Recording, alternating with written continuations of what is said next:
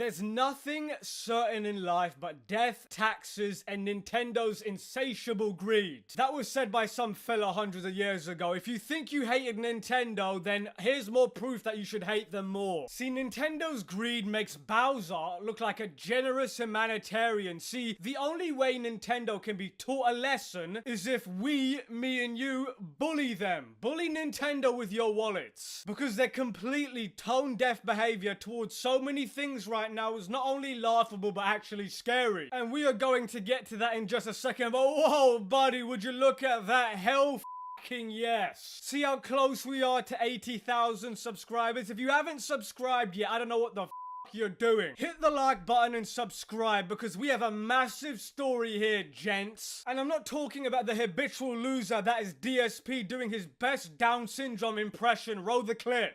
We're about to do, what are they calling it? When you find yourself going straight, use Y to accelerate. What? Huh? What do you mean?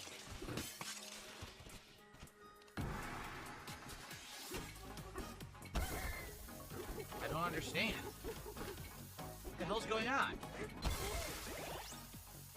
What?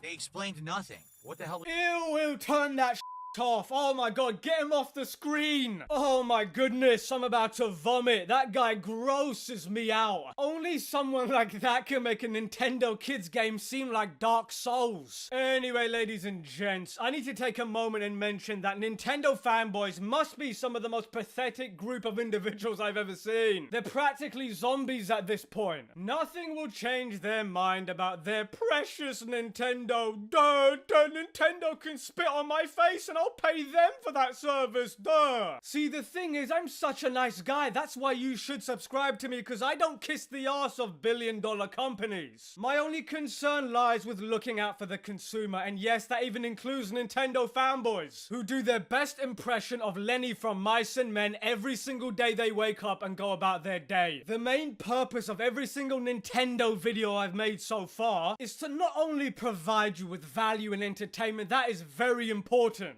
Just as important as that is cataloging every disgusting anti-consumer action Nintendo think they can get away with. See, I'm not getting any goodies from Nintendo and Sony and Microsoft anytime soon. Now, ladies and gentlemen, for the main event, not only does Nintendo Switch 2 mean absolutely nothing because they can brick it at any time, literally at any moment, throwing up to $500 of your own hard-earned money, but apparently you can be sent to jail too. I wish I was joking. Yeah, no. See, Nintendo wants to be like Disney. They have the theme parks and they have the movies now, especially with the Legend of Zelda live action coming out. But more importantly, they want to send you to jail for even sneezing on their IPs. I couldn't believe what I was reading. Imagine being the guy in jail who did the legal emulation but still got sent there anyway. And the prisoner 1 is like, yeah, I'm in here because I whacked someone. And prisoner 2 is like, I'm here because I robbed a bank. And you're like, you guys are all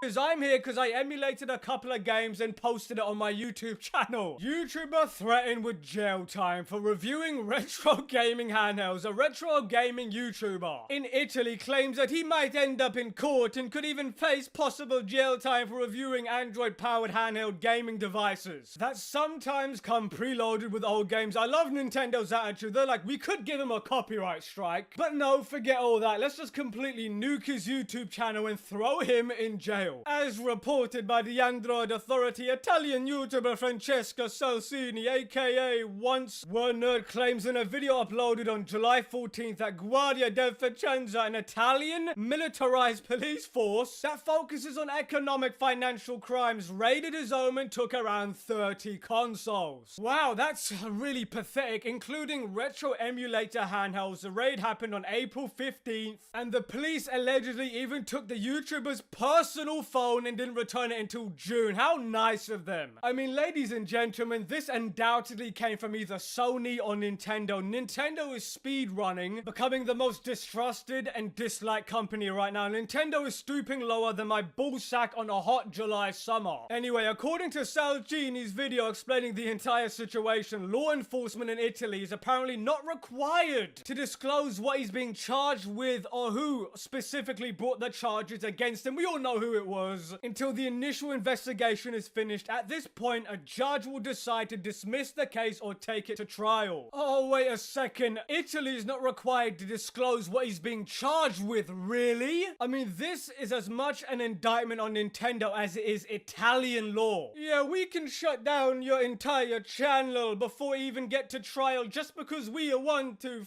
The law that Sanchini might have violated was written in 1941 and comes with a maximum punishment of 15,000 or up to 3 years of jail time. Sanchini has started a GoFundMe to help cover the cost of his legal fees. On the fundraiser page, he explained that Guardia Defensa is now taking precautionary measures to block any social media channels. He also says he already contacted a defense attorney and expects that he will have to go to trial. The Italian community can sleep better at night knowing their hard-earned tax dollars is being spent on stopping little Timmy from playing Ghostbusters 2 on the Amber Neck handheld and not on actual criminals. Whoop-de-doo, bravo. Oh my, what an absolute joke. That's what the Italian police force thinks is important. You know, you might as well shut down the whole police force because all of the crime has been eradicated if that's what they're spending their time on. By the way, isn't it corruption when a government like that works with a big company like Nintendo on something like this? It's insane to me that a billion-dollar corporation can direct international governments to arrest people over video games, and in this case break into their mother's home, take all their equipment and not return it until much later. But you know what? They won't tell us who visited the island. Oh no, that's way too far. See, look, if Nintendo actually succeeds in shutting down every emulation video on YouTube and shuts down all the creators and sends them to jail, it still wouldn't solve their problem because it's not illegal to emulate in civilized societies. How does Nintendo not realize that they are literally giving people a reason to pirate games? It's not going to scare away emulation. If anything, it's just going to drive more people to do it in fear of missing out. And of course they're invoking the Streisand effect by trying so hard to crack down on the completely legal practice of emulation. It's just going to motivate more people to shine a spotlight on their incredibly petty behavior. I don't like it. I think it's gross. See, Nintendo, there's no copyright law in the world that's going to stop some people from playing a game that came out 20 years ago that isn't easily accessible. And because you're not providing a solution, emulation is the only way to play it, and that's the way it's going to be, and you can't stop it. Let me make this clear, by the way. The only reason Nintendo is waging war against emulation is because they want to be able to repackage and resell games they have already released at full price on their newest console. It's sick and disgusting behavior. Because when people see stuff like this, they're like, you know what is morally acceptable to pirate Nintendo games? You know, it must be great being a successful company. When you're at the top, you can create a product that costs like 20 cents and then resell it for hundreds of dollars and people will still buy it. And that gets me to my next point. See, Nintendo, you know, isn't even really the problem anymore. It's the people who keep giving them money after they've proven that they hate gamers. Those people are the problem because mindless consumerism is why AAA studios will never improve. When the Switch 2 was announced and all those games were like $80, so many people were complaining about how expensive they were, but they bought it anyway. Those people are complete and utter